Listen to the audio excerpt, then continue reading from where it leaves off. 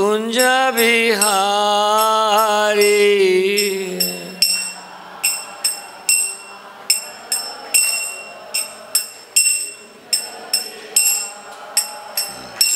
जय राधा माधव कुंज बिहारी।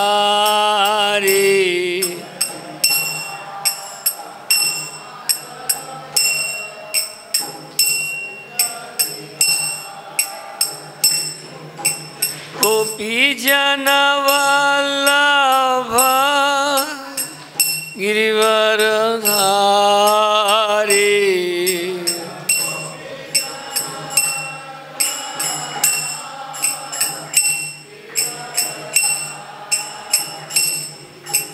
गोपी जन वल्लभ गिरिवरधारी।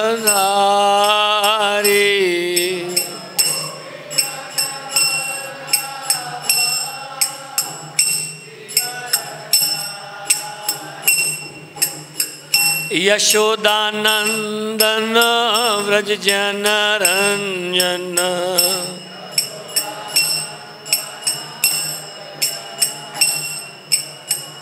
यशोदानंदन व्रज जनरंजन।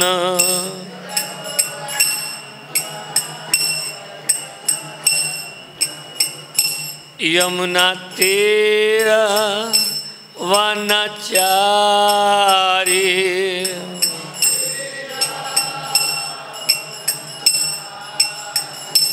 यमुना तीर वनचारी।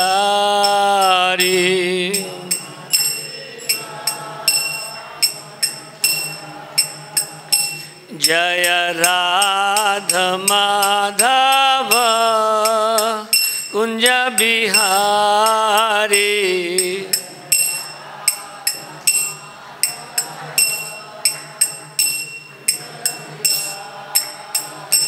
जय राधा माधव कुंज बिहारी।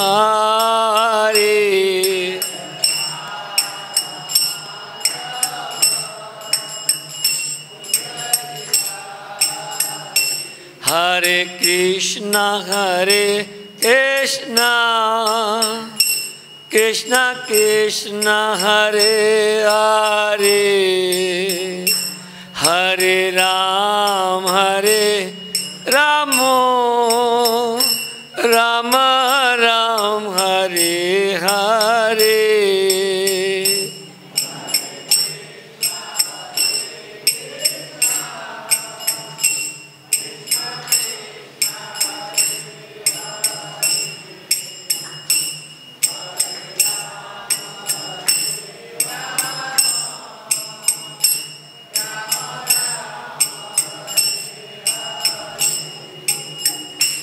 हरे कृष्ण कृष्ण कृष्ण हरे हरे। हरे राम राम राम हरे हरे।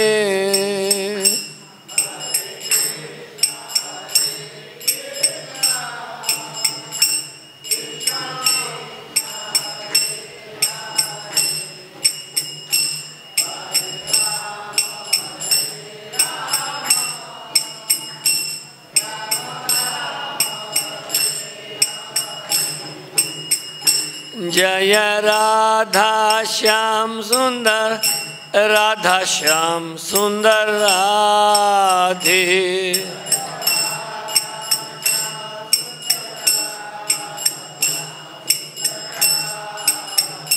जय कृष्ण बलराम जय कृष्ण बलराम। कृष्ण बलराम जय वृंदावन धाम।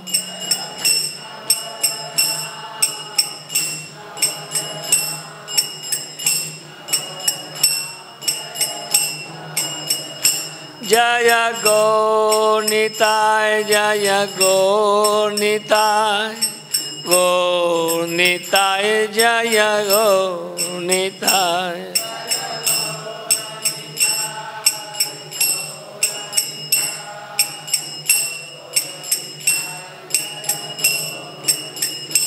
जय जगत गुरु शिला प्रभुपदा, जगत गुरु शिला प्रभुपदा।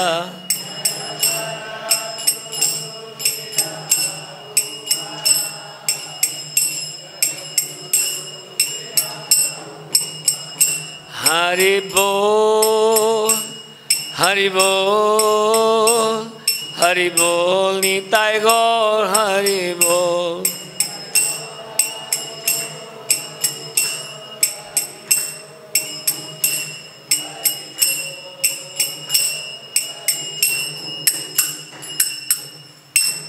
गौर प्रेमानंदी। ओम नमो भगवते वासुदेवाय।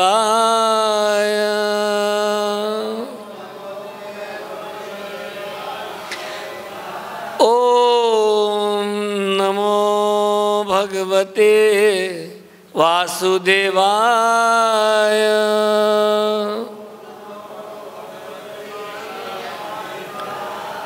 ओम नमो भगवते वासुदेवाय।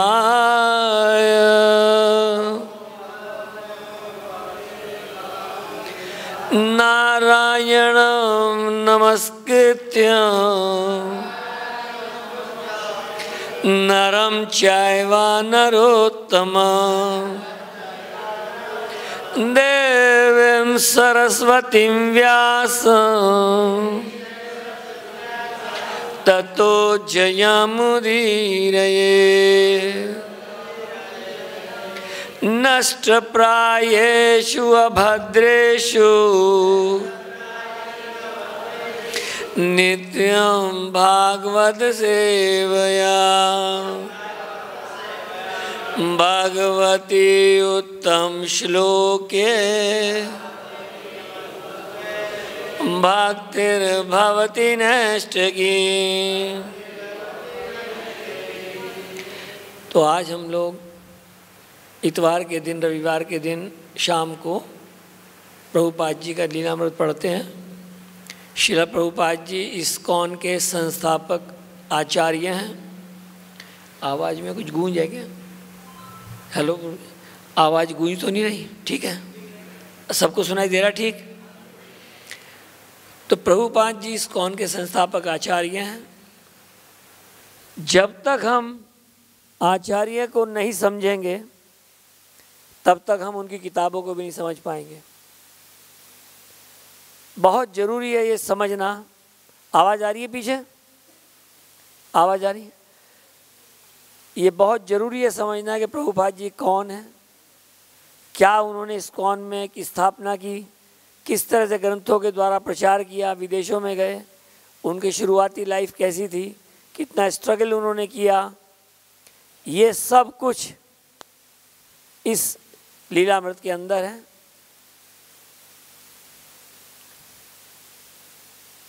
और ये समझना बहुत ज़रूरी है कि प्रभुपाद जी का जीवन किस तरह से शुरुआत हुई। ऐसा लगा जैसे वो एक आम बच्चे की तरह हैं या आम मनुष्य की तरह हैं, लेकिन ऐसा नहीं था। हमेशा हर परिस्थिति में उन्होंने भगवान का ध्यान करने की कोशिश की, भगवत भक्ति का प्रचार करने की कोशिश की। तो जो ये प्रकरण 9 वृंदावन का एक निवासी, तो प्रभुपाद जी वृंदावन में रहते थे, संन्यास उन्होंने ले लिया था। उस समय वृंदावन बहुत अविकसित था, वन ही वन थे, चारों तरफ पेड़ थे। और आज प्रभुपाद जी की कृपा से लाखों करोड़ों लोग वृंदावन में आते हैं और वृंदावन बहुत कंजेस्टेड हुआ, बिजी हुआ, काफ़ी व्यस्त हुए, भीड़ हुई यहाँ पे, लेकिन फिर भी भगवान के धाम में लोग आने शुरू हुए। और आज तमाम विदेशों से और पूरे देश से, स्पेशली दिल्ली, हरियाणा, राजस्थान, पंजाब, इन तमाम जगहों से हजारों लाखों डिवोटीज लोग, भक्त लोग रोज आते हैं, वीकेंड में आते हैं। तो ये सब प्रभुपाद जी ने जो मेहनत की, स्ट्रगल की, प्रयास किया, उसका ही परिणाम है। अब यहाँ पे प्रकरण चल रहा है कि अभय वृंदावन वापस आए अकेले और गरीबी की हालत में। वे 62 वर्ष के हो गए थे, लेकिन अवकाश ग्रहण करने की बात नहीं सोच रहे थे। उनकी चित्तवृत्ति पहले से भी अधिक विवेचनशील और वैराग्यमय हो रही थी, क्योंकि उन्हें कुछ ही लोग जानते थे और वो लिखने में लगे रहना चाहते थे। इसीलिए उन्होंने अपने को सबसे अलग रखा। वृंदावन के अधिवासी के रूप में वहाँ के गंभीर शांत वातावरण में उन्हें आनंद आया। वे एकांत में बैठकर अपनी खिड़की के बाहर शांतिपूर्ण ढंग से प्रवाहित होती जमुना का दृश्य देखा करते। केशी घाट का पड़ोस शांत था, यद्यपि सूर्योदय के पूर्व कुछ भक्तों के नहाने और मंत्रोच्चारण की आवाज़ सुनाई देती।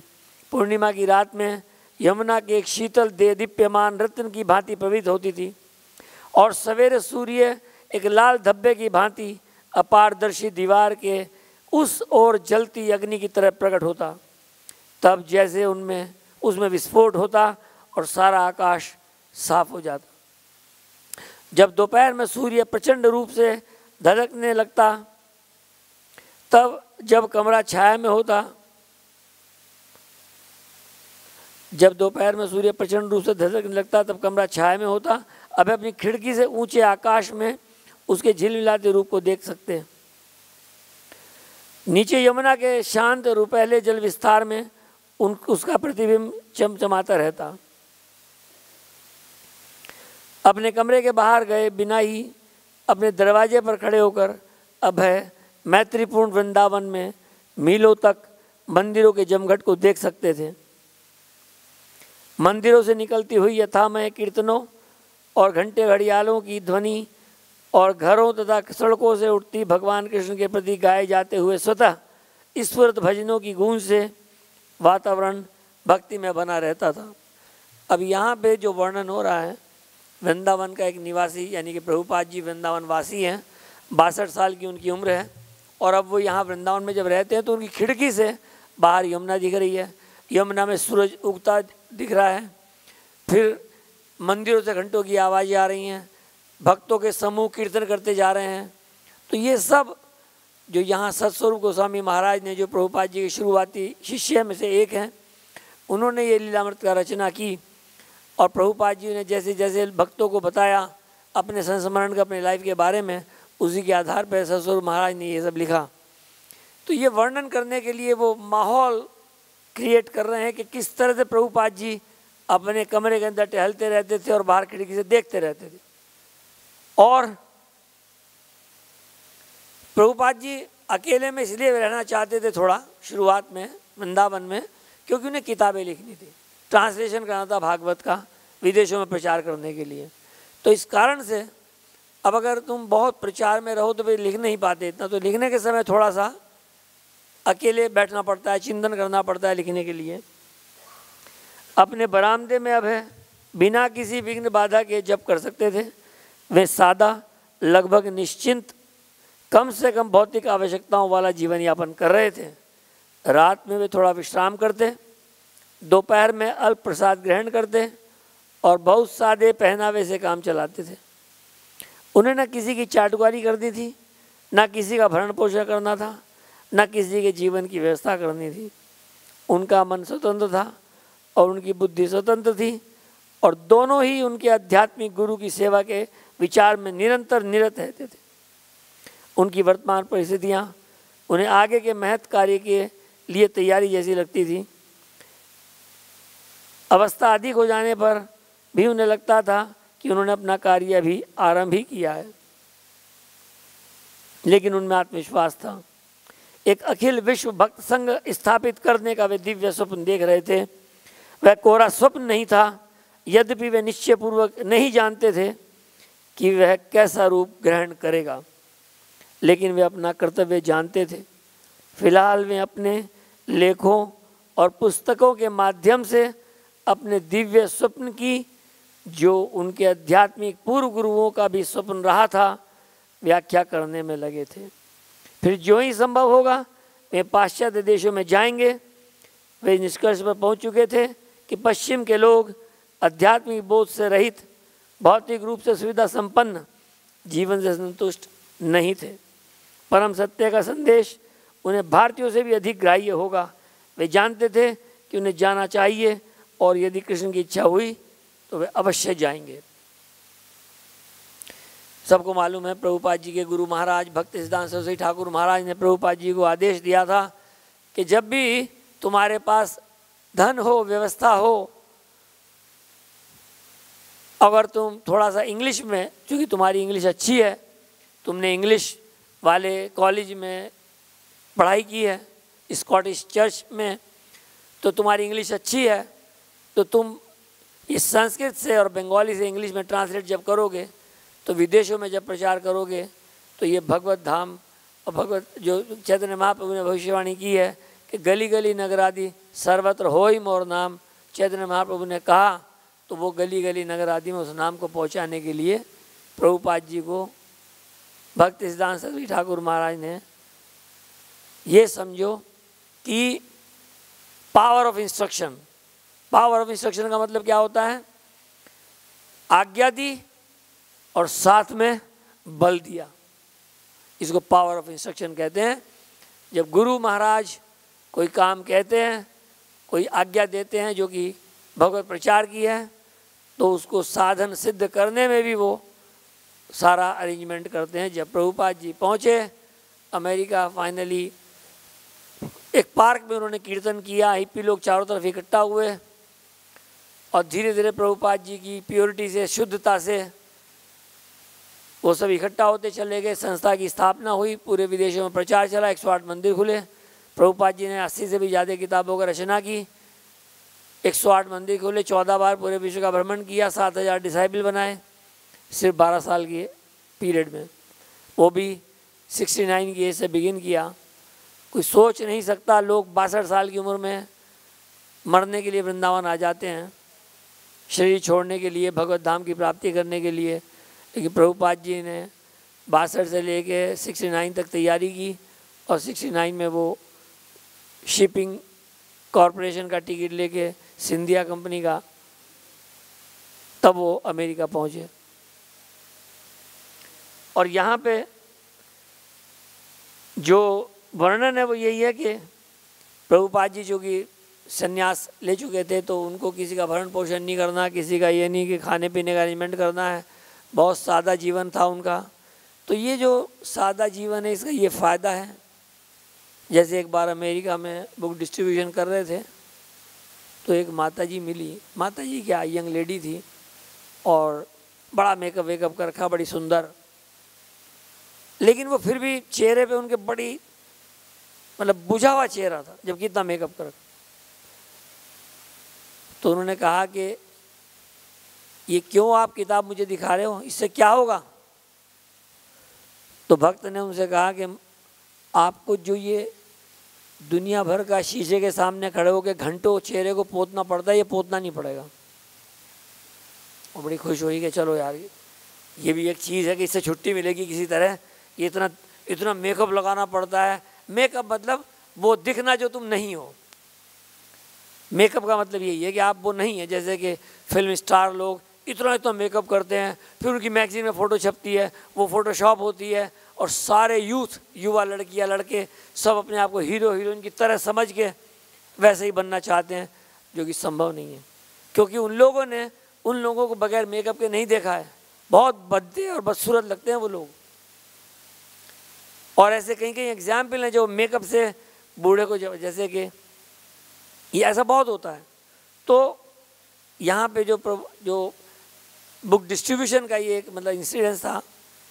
प्रभुपाद जी विदेशों में प्रचार जब कर रहे थे तो तरह तरह से पत्रकार लोग उनसे सवाल पूछते थे। एक बार किसी लेडी पत्रकार ने उनसे पूछा, आप ये सर क्यों मुंडाते हो? अब प्रभुपाद जी देखो 70 साल के वृद्ध और वहाँ के पत्रकारों के ऐसे नॉनसेंस टाइप के क्वेश्चंस का क्या जवाब देते हैं कि तुम भी तो अपने लेग्स को शेव करते हो। अब पत्रकार ऐसी हो गई कि मैं क्या जवाब दूं कि भाई हम अपना सर मुंडाते हैं, तो मैंने पैरों को शेव कर दिया तो क्या है। अब प्रभुपाद जी जवाब दे रहे हैं। तो प्रभुपाद जी ऐसे थे कि मतलब उनके सवालों को संभाल लेते थे किसी तरह, सब तरह के सवाल होते थे। तो यहाँ पे प्रभुपाद जी का सपना था कि पूरा अखिल विश्व जिसके अंदर इंटरनेशनल सोसाइटी बनाने का जो स्वप्न था प्रभुपाद जी का, जो प्लान था प्रभुपाद जी का, उसकी तैयारी यहाँ वृंदावन में चल रही थी। और वृंदावन का एक निवासी जो टाइटल है चैप्टर का, और वो किताबों को अध्ययन करने में, भागवत को ट्रांसलेट करने में, जो पहले कैंटो के 3 वॉल्यूम प्रभुपाद जी ने बनाए इंग्लिश में, वो यहीं बने। और ये भी प्रभुपाद जी जानते थे कि जो पाश्चात्य देश के लोग हैं, जब प्रभुपाद जी, अब देखो कैसे घटनाक्रम हुआ। भारत 1947 में आज़ाद हुआ। बहुत हद तक पहले आक्रांताओं द्वारा ग्रसित, उसके बाद में अंग्रेजों द्वारा शासित, शोषित समाज की जो थी, तो लोग ये समझते थे कि अब भाई आप लोग ये भगवान का नाम, ये भगवत गीता, ये सब बातें करते हो, भारत का सत्यानाश इसी कारण से हुआ क्योंकि हम लोग विकास ही नहीं कर पाए। ये लोगों में मेंटेलिटी आ चुकी थी भारत में। इसलिए भगवत गीता भागवतम की बातें, मंदिरों की बातें हमें मत सुनाओ, हमें सुनाओ कैसे पैसा मिलेगा, कहाँ से आएगा। हम भूखमरी में हैं, गरीबी में हैं, बेरोजगारी में हैं, अकाल है। मुझे याद है 1965 की लड़ाई के बाद 1970 के आसपास, 1968 के आसपास राशन की लाइन में लग के गेहूँ मिलता था, वो भी लाल गेहूँ, रेड व्हीट ऑफ अमेरिका, जो अमेरिका से लाया जाता था, रेड व्हीट, और लाइन में लग के मिलता था, काला पड़ जाता था, रोटी बनाई नहीं जाती थी। तो ऐसा आटा गेहूँ वहाँ से आता था, भारत के अंदर गेहूँ भी खाने को नहीं था।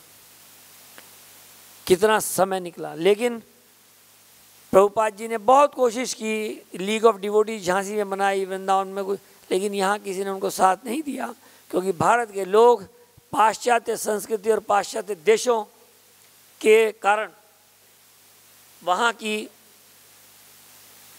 ये पंखा कोई बंद कर देगा क्या, फैन ऑफ, तो वहाँ के विचारधारा से लोग प्रभावित होना चाहते थे।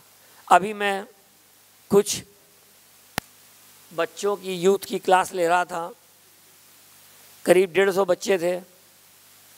उन्हें जब पता लगा बच्चों को कि मैं 21 साल अमेरिका में रहा, प्रोफेसर रहा, तो उन्होंने सवाल पूछा कि आप वापस क्यों आ गए अमेरिका से। अमेरिका में तो सब कुछ इतना अच्छा है, वहाँ से तो कोई आता ही नहीं है, इतनी सुख सुविधाएं हैं, साधन हैं, भौतिक सुख हैं। तो मैंने बताया कि भारत में आज भी लोग अध्यात्म की तरफ सोचते हैं, आज भी इंटरनली अंदर से बाहर लोग फिर भी साफ हैं, और बाहर से जो चीज़ें हैं वो इतनी साफ नहीं हैं रिसोर्सेज के कारण। लेकिन अमेरिका में लोग अंदर से बहुत कलुषित हैं और बाहर से साफ सफाई है। तो मैंने उन्हें एक एग्जाम्पल दिया। अमेरिका में हमारे मंदिर में एक लड़का आया, और जब प्रोग्राम ख़त्म हुआ तो मैंने उससे कहा कि मैं तुम्हें तुम्हारे घर छोड़ दूंगा, तुम कैसे आए, कि मैं पैदल आया था। तो मैंने कहा मैं तुम्हें छोड़ देता हूँ गाड़ी से। उसने मना किया, लेकिन मैंने फिर भी सोचा कि थोड़ा बात करने का मौका मिलेगा, तो मैं उसको छोड़ने गया। जब घर पे उसको छोड़ा तो वो अपने उस घर के गैराज में उसने रिमोट कंट्रोल से खोला और जाने लगा। तो मैंने उससे कहा कि तुम इसी घर में रहते हो? बोले हाँ, मैं इसी घर में गैराज में रहता हूँ, ये मेरी माँ का घर है, और मेरी माँ ने मुझे यहाँ रहने के लिए अलाउ किया हुआ है, क्योंकि मैं लॉन की घास काट देता हूँ, बाज़ार से ग्रॉसरी कर लाता हूँ, लॉन्ड्री करके सुखा देता हूँ, तह कर देता हूँ, घर की सफाई कर देता हूँ। इसलिए मेरी माँ ने मुझे यहाँ गैराज में रहने के लिए परमिट कर दिया, और मेरी माँ यहाँ अपने बॉयफ्रेंड के साथ रहती है। जब ये बात मैंने बच्चों को बताई, मैंने कहा हाथ उठाओ, कितने लोग अमेरिका जाके इस दिन को देखना चाहते हैं कि तुम माँ के गैराज में हो और माँ बॉयफ्रेंड के साथ रह रही है। क्या कल्चर है ये? Cats and dog society Prabhupada ji कहते थे। जब मैंने किताबों में पढ़ा प्रभुपाद जी की कैट्स एंड डॉग्स, तो ऐसा लगता था कि प्रभुपाद जी कुछ ज़्यादा नहीं कर रहे हैं। ऐसे कोई किसी को कहता है? लेकिन मैंने ये रियलाइज़ किया खुद देख के अपनी आंखों से कि वाकई कैट्स एंड डॉग्स। क्या समाज गाय का मांस खाने के बाद, दुनिया भर का चारों प्रिंसिपल तोड़ने के बाद, और तब आज भी वो इतने विकसित। तो लोग कहते हैं कि आप लोग क्या हो, आपसे तो बेटर पाश्चात्य देशों के लोग हैं जो इतना मौज मस्ती में रहते हैं, खाते पीते हैं, मजा करते हैं, और एक हम लोग हैं इतना धर्म ये वो तुम हमें सिखाते रहते हो, मिला क्या? इसका यही आंसर है कि उन्हें क्या मिला। अगर हमें नहीं कुछ मिला, चलो हम जैसे भी हैं वैसे ही हैं, लेकिन उन्हें क्या मिला? जब मैं नया नया पहुंचा तो एक लड़की जो वहाँ रहती थी तो अपने फादर को नाम से बुला, जॉन। मैंने ठीक है जॉन बुला रही होगी बेचारी। तो बाद में बेचारा उसका फादर था वो, और वो फादर जो था वो जॉन नाम से इसलिए बुलाई थी क्योंकि उसकी माँ का वो तीसरा बॉयफ्रेंड था। अब नाम से नहीं बुलाएगी तो क्या करेगी? ये सच्ची बात बता रहा हूँ मैं। पहला स्टे था 1993 में मेरा, मार्च में पहला एक्सपीरियंस अमेरिका का, कि मुझे लगा मैं कहाँ गया। तो ये चीज़ें समझने की हैं। प्रभुपाद जी यहाँ पे कह रहे हैं, रादर भक्ति महाराज जो जिन्होंने ये लिखी, सतस्वरूप महाराज, वो कह रहे हैं कि वे इस निष्कर्ष पर पहुंच चुके थे कि पश्चिम के लोग आध्यात्मिक बोध से रहित, भौतिक रूप से सुविधा संपन्न जीवन से संतुष्ट नहीं थे। अब देखो क्या कमाल हुआ। इस सब अरेंजमेंट था चैतन्य महाप्रभु का कि जब प्रभुपाद जी अमेरिका पहुंचे, वियतनाम की वॉर चल रही थी, अमेरिका के बच्चे यंग लोग, उन पे प्रॉस्पेरिटी थी, बड़े बड़े डैम्स, पूरी विकसित कंट्री था, पैसे थे। अब आर्मी में उनको भर्ती किया जा रहा है ज़बरदस्ती, और वो लोग आर्मी में जाना चाहते कि मौज मस्ती, खाओ पियो सो। आर्मी में तो बंदूक गोलियाँ चल रही हैं, कौन लड़ेगा वहाँ पे, कायर की तरह। तो और कोई देश पे विपत्ति थी नहीं, खामा काटे किया हुआ था वियतनाम में। सर्वाइवल का भी कोई क्वेश्चन नहीं था कि भाई मरेंगे तो बचाने के लड़ना पड़ेगा, ऐसा भी नहीं था। डिफेंस में भी नहीं थे, तो उनका मन नहीं था लड़ाई में। तो वो अपने आप को ड्रग्स में, नशे में डूब गए। प्रभुपाद जी जब अमेरिका पहुँचे तो अमेरिका में उन्होंने देखा कि वे लोग सब कुछ होने के बाद भी खुश नहीं।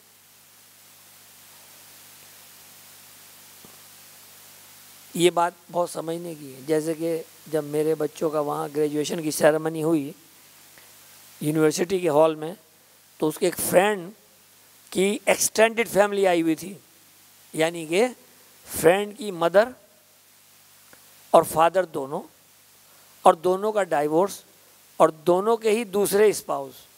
तो पूरे सब लोग वहाँ लाइन से बैठे हुए थे, सजे हुए।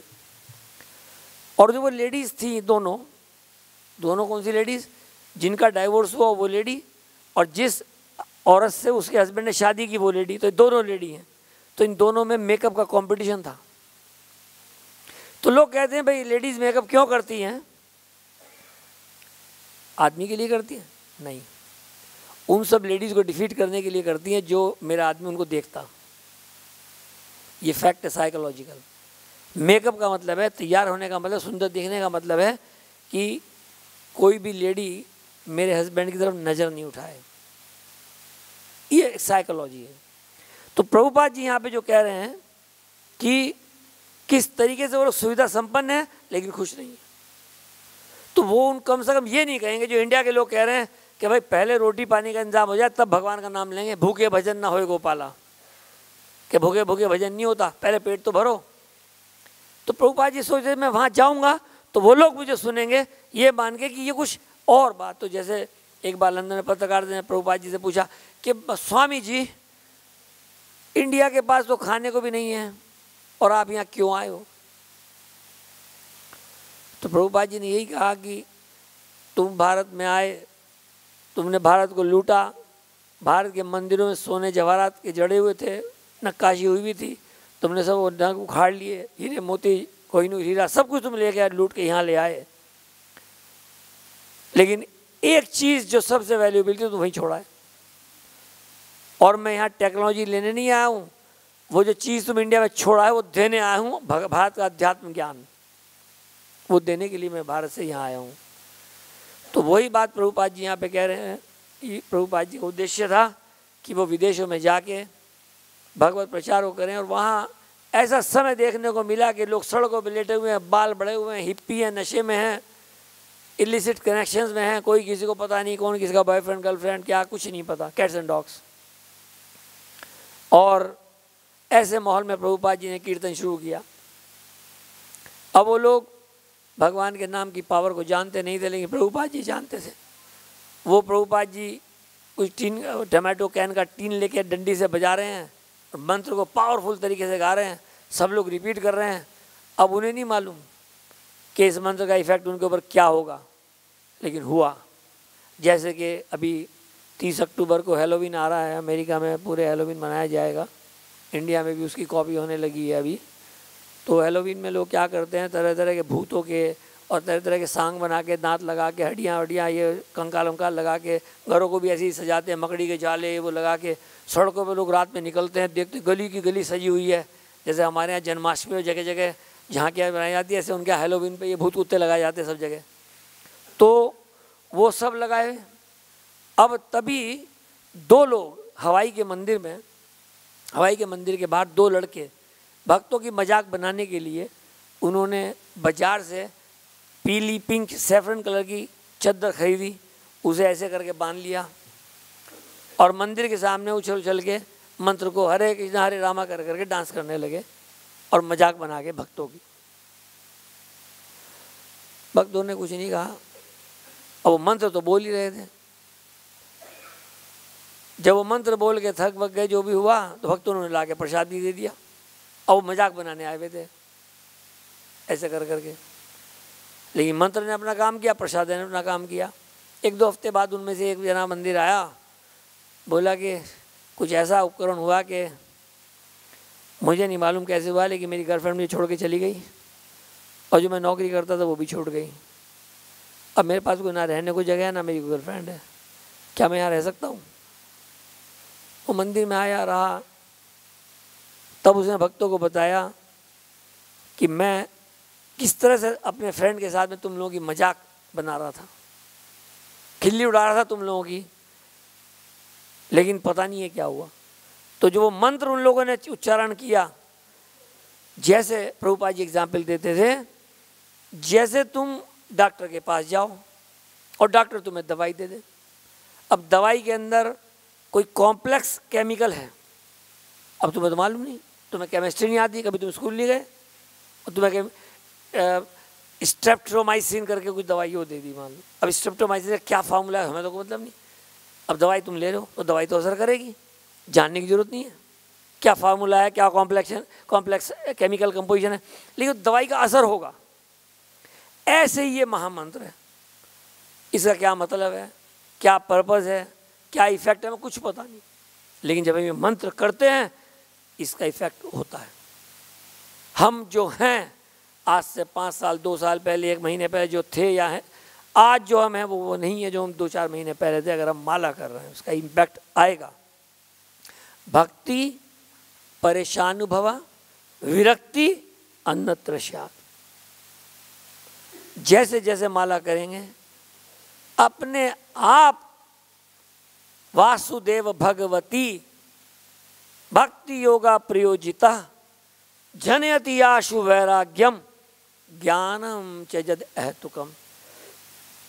भगवान वासुदेव कृष्ण के चरणों में भक्ति करने से भक्ति योगा प्रयोजिता, प्रयोजिता मतलब कोई सेवा भगवान की हम जब करते हैं, जनयति आशु वैराग्यम, जनयति मतलब पैदा होता है, आशु मतलब एकदम से, वैराग्यम मतलब अब मुझे इन चीज़ों की इच्छा नहीं, अपने आप अंदर से।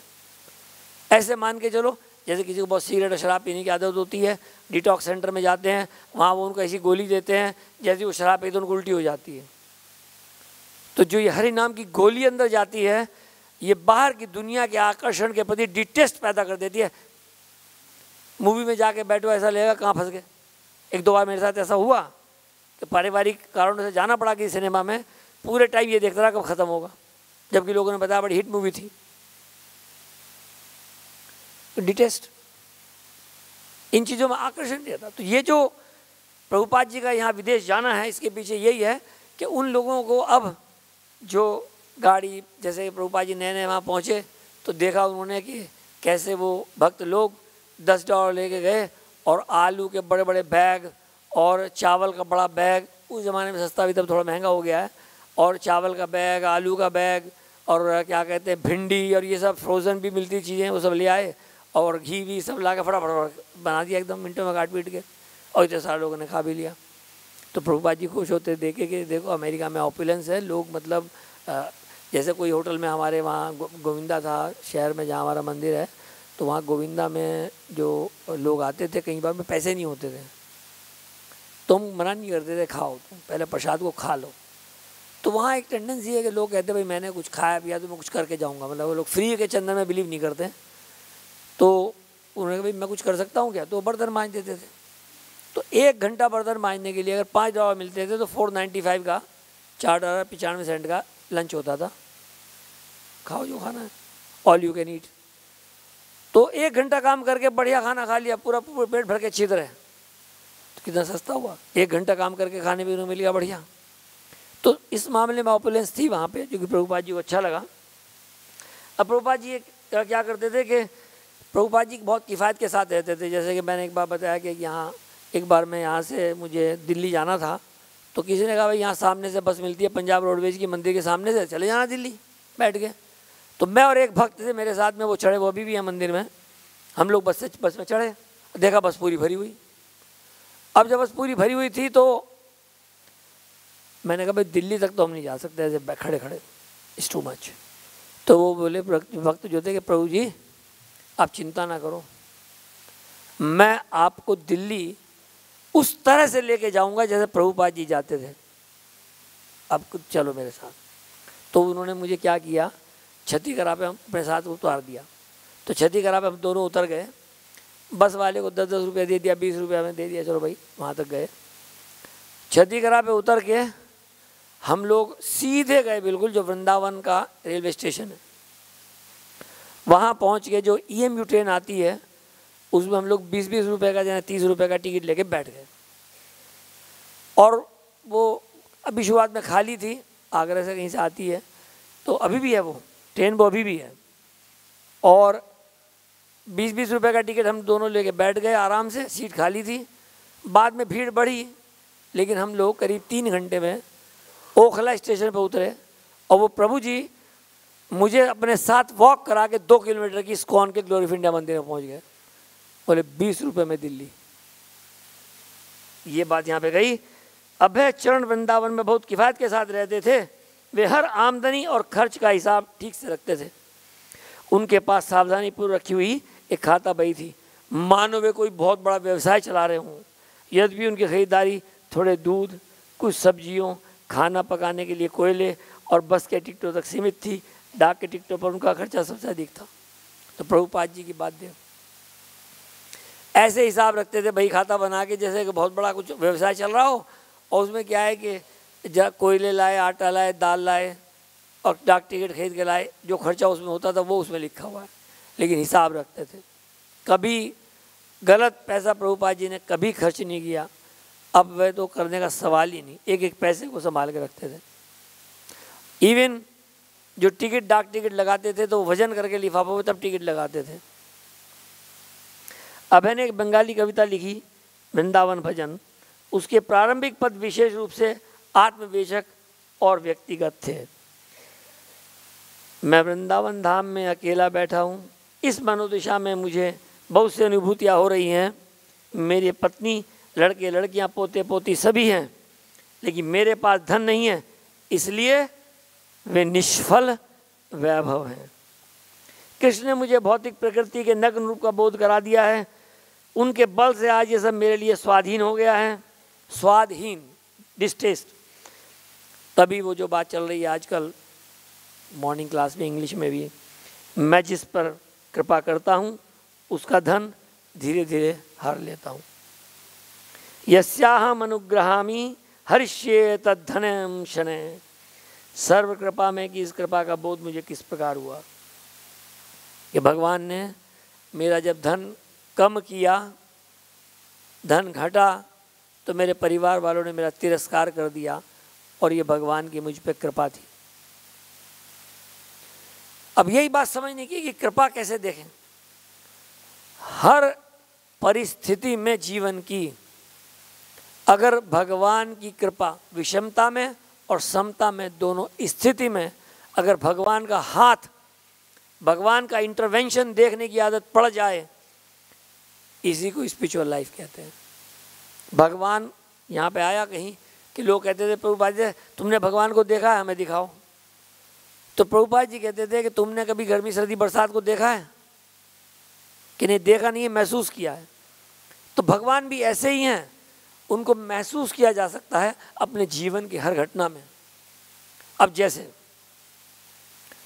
टाइटैनिक नाम का जहाज बनाया गया, सबको मालूम है, टाइटैनिक नाम सबने सुना है, बड़ा फेमस हुआ। ये कहा कि इस जहाज को भगवान भी नहीं डुबा सकता, लेकिन वो जहाज डूबा। तो कहानी जैसे है कि एक और टिकट 2-2 हज़ार डॉलर का उस ज़माने में था, और एक आदमी ने अपने पूरे परिवार के साथ में 2 बच्चे, हस्बैंड वाइफ का एनिवर्सरी सेलिब्रेट करने के लिए जहाज के टिकट लिए, और तभी उसके बच्चे को कुत्ते ने काट लिया जाने से 2 दिन पहले। और जब कुत्ते ने काट लिया और अच्छी तरह काट लिया तो उसका प्रोग्राम कैंसिल हुआ। जब उसका प्रोग्राम कैंसिल हुआ बड़ा दुखी हुआ कि टिकट वेस्ट हो गए, कितना पैसा खराब हो गया। और जब उस जहाज के डूबने की खबर आई तो वो कुत्ते को ढूंढ रहा था, भाई साहब की पूजा करनी है, ओम जय जगदीश हरे, क्या आप ना काटे होते तो आज हम भी जा चुके होते कहीं और।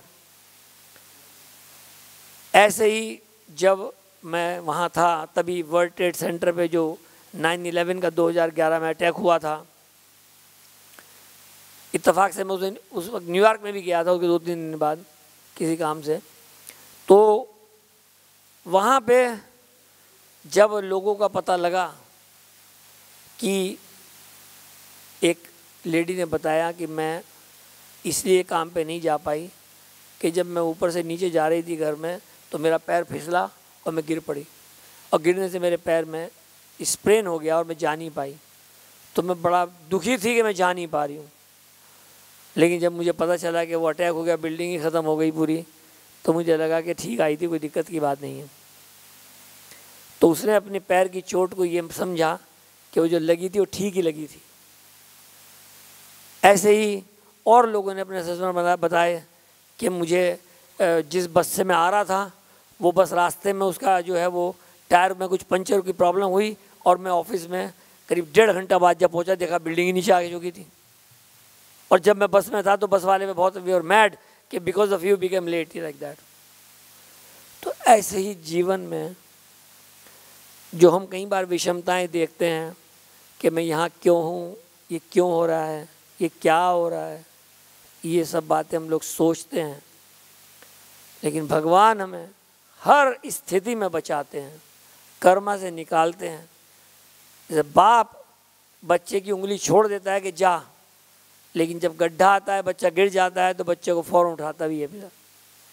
ऐसे भगवान हमारे जीवन में इंटरवेंशन करते हैं, और इन इंटरवेंशन को, इन दखल अंदाजी को या इन कृपाओं को, इन विषमताओं को अगर हम लोग भगवान से जोड़ के देख पाएँ तो यही हमारी स्पिरिचुअल लाइफ का गोल है कि जीवन की हर घटना दुर्घटना को हम लोग घटना दुर्घटना ना मान के ये माने कि ये भगवान की द्वारा सेटअप किया गया प्लान है, बिगर प्लान है। मैं आज देख नहीं पा रहा हूँ लेकिन इसके पीछे कोई बात है। मुझे अपने ही कुछ ऐसी बात याद आती है, जैसे कि मैं जब 12वीं मैंने पास की तो मैंने मर्चेंट नेवी का एग्ज़ाम दिया। मर्चेंट नेवी में जो सेलेक्ट हो जाते हैं वो नेविगेटिंग ऑफिसर कैप्टन बनते हैं। उस ज़माने में भी बहुत पैसे हुआ करते थे, आज भी हैं उस फील्ड में। तो मैंने कंपटीशन दिया तो कोई जवाब नहीं आया, लेकिन बहुत दिनों बाद वहाँ से जवाब आया, टेलीग्राम आया। उस ज़माने फ़ोन कुछ होते नहीं थे कि seat available on training ship Rajendra, report on this date. बड़ी खुशी हुई कि नेविगेटिंग ऑफिसर बनने के लिए बाद में कैप्टन बनेंगे। 4,551 रुपया उस ज़माने में स्टाइपेंड था शिप के ऊपर रहने के लिए। 4,551 ऐसे मान लो 4,51,000, 4,51,000 के बराबर आज के समय में अगर देखें, बात 1976 की है। तो बड़े खुश हम लोग, पूरा घर के सब लोग छोड़ने वोड़ने गए। लेकिन तभी एक पंडित ने कहा, हमारी मदर पंडितों से बड़ा विश्वास करती थी, भाई ये जा रहा है ऐसे तो क्या सब। तो पंडित जी ने कहा, भाई दशाशूल है, पश्चिम दिशा में जाना है, हम रुड़की के रहने वाले हैं, एक ही ट्रेन है बॉम्बे एक्सप्रेस, रुड़की चलती है, सहारनपुर होके मथुरा होके बॉम्बे पहुंचती है, 3 बजे चलती है रुड़की से। तो पश्चिम दिशा में जाने के लिए दशाशूल है, तो आप इसको कुछ और उपाय करो। तो उपाय ये किया गया कि भाई सुबह की एक ट्रेन थी, उससे पहले मैं सहारनपुर चला गया ब्रह्म मुहूर्त में सुबह 4 बजे, तो वो माना गया कि मैं नहीं गया। खैर मैं वहाँ पहुँचा, तो अब जब ट्रेन मैंने सहारनपुर से पकड़ी 4 बजे, जब ट्रेन मथुरा आई तो मेरे पास पैसे कुछ मैंने अंदर सिल दिए थे और बैग वैग रखा था, एक उसमें सर्टिफिकेट ये वो सब कुछ था। तो मथुरा से के पास किसी ने पूरा बैग लेके वो चला गया। एनीवे जो हुआ, अब दशाशूल थी या कुछ भी था। और फिर मैं जब ट्रेनिंग शिप राजेंद्र पे पहुंचा तो उन्होंने एक फाइनल आई टेस्ट लिया, उसमें मैंने फेल हुआ कि भाई आपकी आंख में 6/7 कुछ है, उसमें 100% चाहिए सही। तो मैं बड़ा निराश हुआ, लगा कि सब कुछ ख़त्म हो गया, ऐसा लगा कि शिप के डेक पे से कूद जाऊं, ऐसी फीलिंग आई। और तब तो मैं डिवोटी कुछ था ही नहीं, बस यही था कि जब दुनिया में होते हैं भाई अच्छा बुरा सोचते रहो, करते रहो, कर्म करो जो भी है। तो बड़ा महसूस हुआ, ये लगा कि ज़िंदगी ख़त्म हो गई, इतनी बड़ी अपॉर्चुनिटी हाथ से निकल गई। तो वापस आके मैंने फिर दोबारा इंजीनियरिंग वगैरह की तैयारी की, तो सेलेक्ट हुआ। उसके बाद में और ये सब करा, एमटेक किया, IIT रुड़की वगैरह ऐसे करके PhD करने नासा के साथ अमेरिका चला गया। तो ट्रेनिंग शिप राजेंद्र पे रह जाता तो सर्टेन कर्मा होता है। आज मैं रियलाइज़ कर सकता हूँ, मैंने लुक बैक, मैं जब दोबारा पीछे जाके देखता हूँ कि जीवन में क्या हुआ, तो लगता है अच्छा ही हुआ। मर्चेंट नेवी में जाता तो मछली खाता उनकी, नहीं खाने को मिली, भगवान ने बचा लिया। क्योंकि वहाँ ब्रेकफास्ट में चावल उबले हुए हैं, उसमें सब्जी डली हुई, बीच में अंडा रखा हुआ उबला हुआ, खा लो, नहीं खाओ तो क्या, घास पत्ते रखे हुए खा लो। तो ऐसा माहौल था। तो भगवान ने वहाँ बचाया, क्यों? क्योंकि मैं डेस्टिन्ड था कि जब मैं PhD करें 1993 में अमेरिका जाऊँगा तो वहाँ इस्कॉन के भक्तों से मेरी मुलाकात होगी। भक्ति का अरेंजमेंट था, भगवान का प्लान था। लेकिन लगा ऐसे उस वक्त, क्योंकि बहुत पुरानी बात है, कि सब टाइम ख़राब हो गया, बेकार हो गया, ये हो गया, वो हो गया, कितना परेशान हुए, भगवान ने मेरे साथ ऐसा क्यों करा, मैं इतना बुरा आदमी नहीं हूँ, मैं तो अच्छा आदमी, कोई गलत काम नहीं किया, तब भी मेरे साथ ऐसा बुरा हुआ, ऐसी फीलिंग आई। लेकिन अल्टीमेटली आज इस मौके पे ये रियलाइज़ होता है कि वो गलती नहीं थी, वो अनहोनी नहीं थी, वो होनी थी जो भगवान का प्लान था सुप्रीम, कि इसको वहाँ ऐसे भेजेंगे तो वहाँ भक्त मिलेंगे। तो उसे नथिंग हैपेंस बाई चांस कुछ नहीं होता है जीवन में, कोई भी घटना। मैं उस वक्त नहीं समझ पाया कि ये क्या हो रहा है, लेकिन आज समझ पा रहा हूँ वो क्या हुआ था।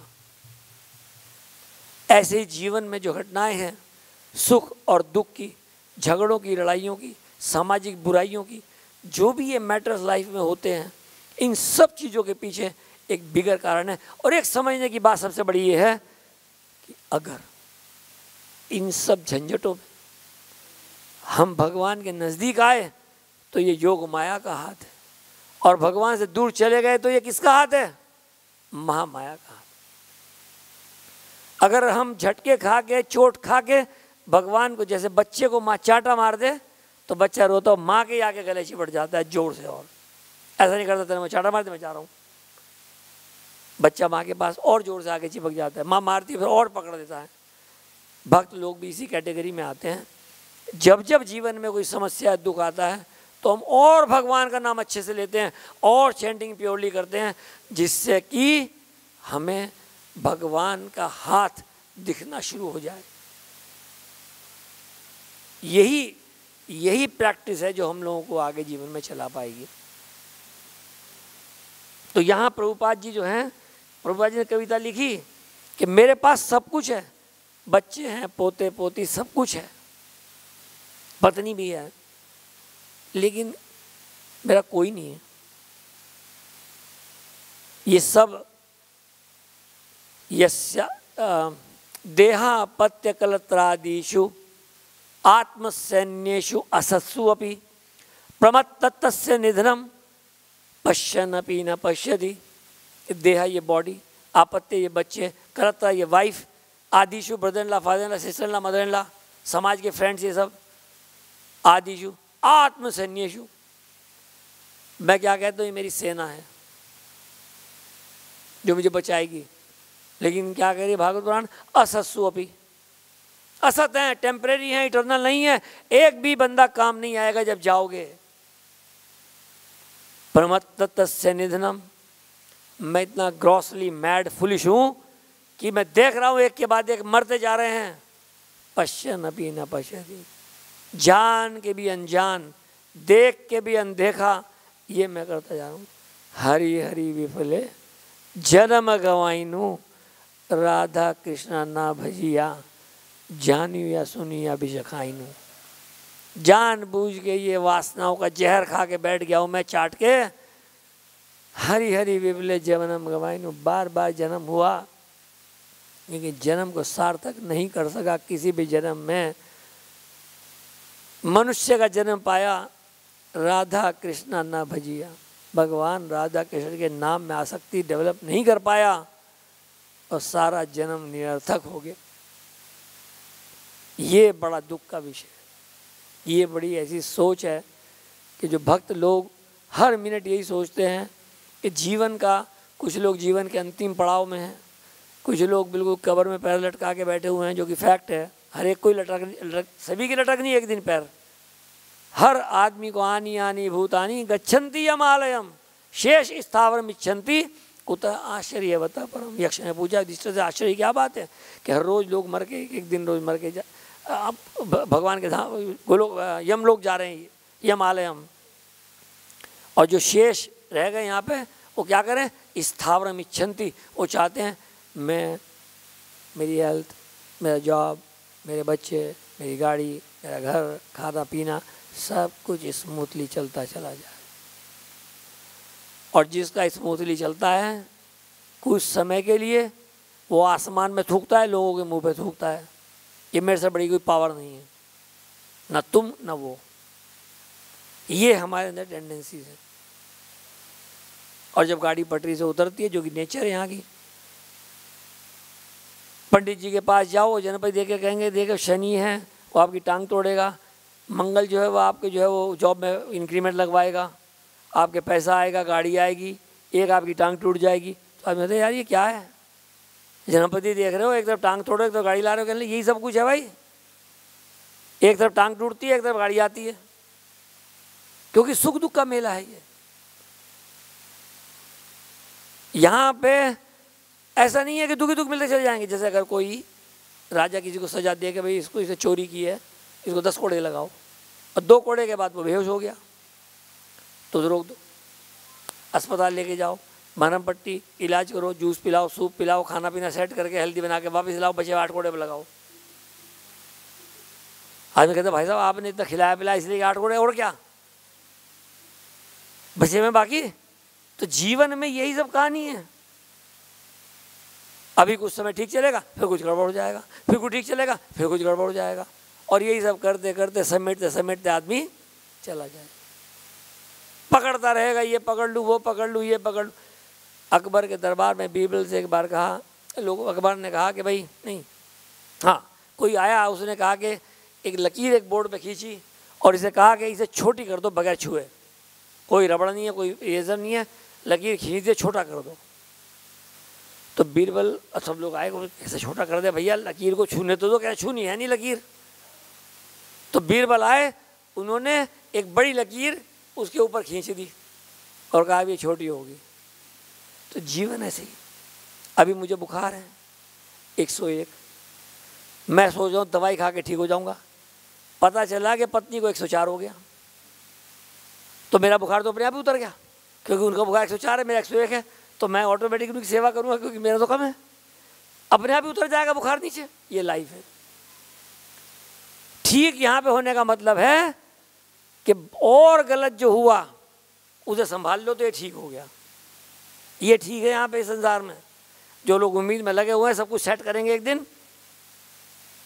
कहते हैं ज्ञानी दुनिया है फानी, पानी पे लिखी लिखाई, है सब की देखी है सब की जानी, हाथ किसे कहना आई, कुछ तेरा ना मेरा मुसाफिर जाएगा। फिल्म का गाना है, लेकिन इसमें लेसन है कि ज्ञानी लोगों ने कहा है कि दुनिया में कुछ नहीं है, यहाँ पे किसी के हाथ कुछ भी नहीं आता। इसलिए भगवान का नाम ही एकमात्र सहारा है। हम अपनी डेस्टिनी को, अपने प्रारब्ध को 1 इंच भी छू नहीं सकते। जो होगा वो होके रहेगा। सिर्फ भगवान के नाम का डिफरेंस क्रिएट कर सकते हैं लाइफ में। उस नाम के कारण ब्रह्मा ने कहा ब्रह्म संहिता के अंदर, यस्तु इंद्रिय अथवेंद्रिय इंद्र गोपा, कि चाहे तो तुम स्वर्ग के राजा इंद्र हो, चाहे गोबर में रहने वाले कीड़ा इंद्र गोपा हो। कर्माण रूप में भी अपने कर्म का फल भुगतना होगा। गलत काम किया है, जो भी पाप किए हैं पिछले पूर्व जन्मों के सब, किंतु एक वर्ड लगा दिया ब्रह्मा ने, किंतु। किंतु क्यों लगाया? कर्माणि निर्दयति किंतु च भक्ति बाजान। जो भगवान की भजन क्रिया में सेवा में लगे हुए हैं उनके कर्मों की रिएक्शन, प्रारब्ध और अप्रारब्ध दोनों की उस हरिनाम संकीर्तन यज्ञ की आग में जल के राख हो जाते। अगर इस माला का असर नहीं होता, कई बार लोग कहते हैं भाई माला कर रहा हूँ मुझे तो फर्क नहीं पड़ा जरा सा भी, बल्कि और ख़राब ही हो रहा जो मेरे जीवन में हो रहा। ऐसे लोग मिलते हैं मुझे कि माला जब से मैंने शुरू करी मेरी इनसे और लड़ाई होने लगी। ऐसा कर करके लोग मिस इंटरप्रेट करते रहते हैं। ये गलत है। बिग पिक्चर में मालूम ही नहीं है क्या हो रहा है। तो ये जो, क्योंकि भगवान ने भगवत गीता, पूरी भगवत गीता में लास्ट पॉइंट पे कह रहा हूँ, बस यहाँ कंक्लूजन है कि भगवत गीता का सार कौन से श्लोक के अंदर है, बोलेगा कोई? एंड में क्या सार दिया भगवान ने? 1866 में क्या सार दिया? सर्वधर्मान परित्यज्य, give up all varieties of religion, सारी ड्यूटीज छोड़ दो, मेरी शरण में आ जाओ और मैं क्या करूँगा? तुम्हारे सारे पापों का नाश कर। अगर पापों का भगवान नाश करने में सक्षम नहीं होते, कुछ फर्क नहीं पड़ता, तो कौन माला करता? आज पाप के कारण, परिणामों के कारण हम लोग भगवान के रास्ते पे चलने में दिक्कत महसूस करते हैं। कई बार दिक्कत हो जाती है, तो भगवान उन अटकनों को हटा देते हैं। हरे कृष्णा कृष्णा कृष्णा हरे हरे, हरे राम राम राम हरे। शिला प्रभुपाद की, जगत गुरु शिला प्रभुपाद की।